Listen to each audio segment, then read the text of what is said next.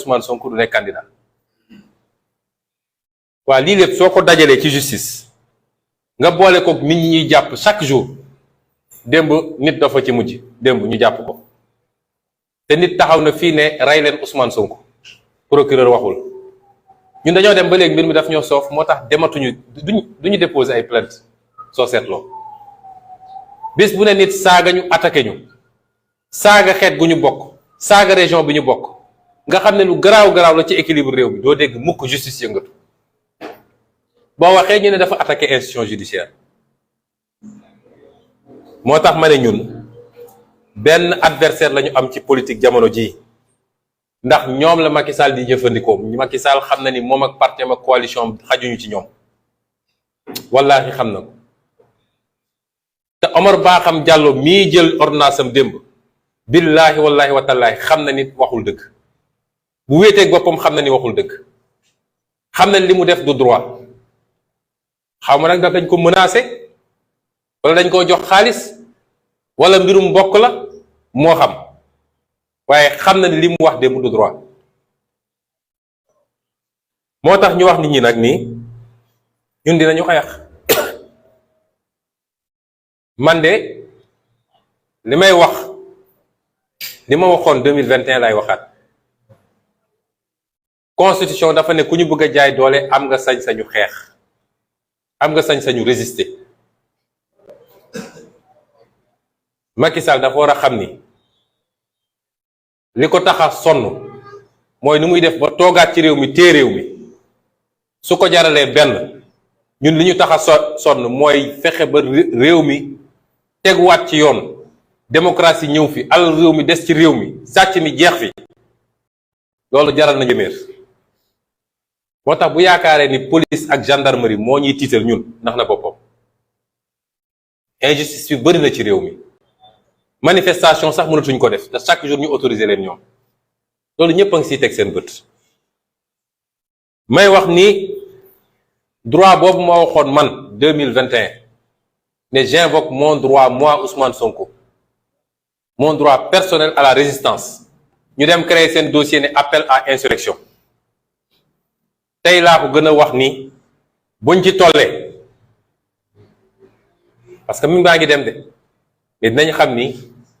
mën nañu la ñuy def te ñeme nañ ko booy dee ci àll na la gaynde rey booy daanu na nga daanu avec dignité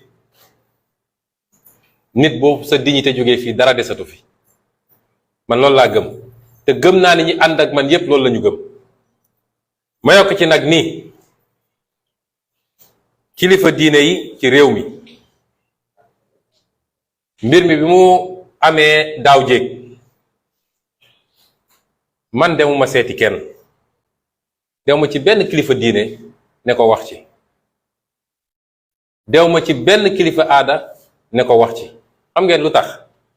ñaar rek moo tax benn orma gi ma jox kilifa diine yi ba yenn yi du ma bëgg dugal leen ci dama naan nañu def li ñuy def rek lu yàlla def ñu xam ni lii la ñaareel wax naa leen ko léegi dama gëm yàlla d'abord waaye gëm ni askan wi tax ñuy sonn askan woowu du toog di ñu seetaan ñu ñuy faagagal moo tax bi may wax askan wi laa waxal mu amoon nag ay kilifa diine yoo xam ne teel nañ cee àddu wax ci wax ju am solo ñu ràññee ci ku lim juum nag waaye ñu ràññee ci sëñ Habib Sy Dabakh yeneen bi ngi fàttewul tax fàttaliku taxawaayam te li mu doon wax buñ ko teeloon dégg